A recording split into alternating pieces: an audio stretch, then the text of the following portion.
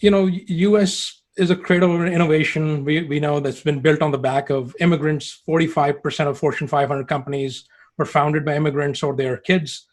And these companies have created millions of jobs, contributed substantially to the GDP. And I was surprised to learn recently that in Illinois, last year, the revenue brought in by immigrant-founded Fortune 500 companies was equal to 70% of the state's GDP.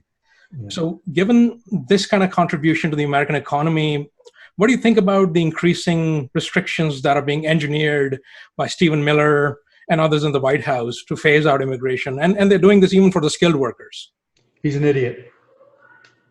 He's an idiot, right? He's got enough the nose to spite our face. And, it's just ridiculous. We spend the money to train them, train people to come over here. We have immigrants come here specifically because this is the best place in the world to start a business.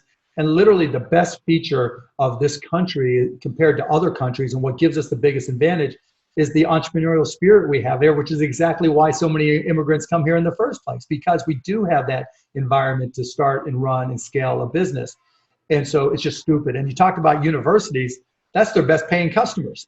And so if they're allowed back in, why would we send them away after we just trained them with our best and brightest in a lot of cases?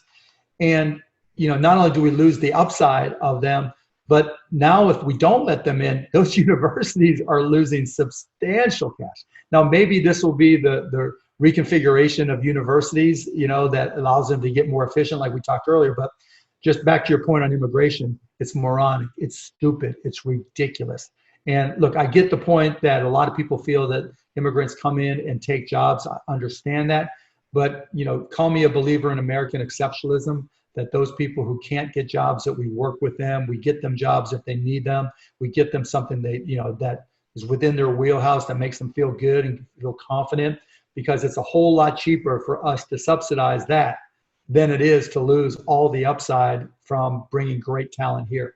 If you just look at how big, smart businesses do it, you hire slow and fire fast. You hire, you take your time to find the best people.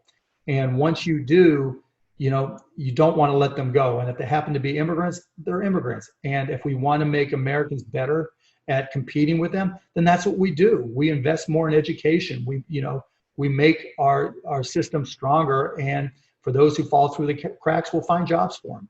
I mean, there's just better ways to do it than just cutting off our nose to spite the American face. Yeah, and then going back to your earlier point about AI and how we are kind of in this Cold War against China, right? We are trying to, it's an arms race that we are trying to win, and now we're also getting rid of you're not investing enough in. Can you imagine Manhattan? If Stephen Miller were in government during the Manhattan Project, I'm sorry, Albert Einstein, go home. Exactly. We have other Albert Einsteins here.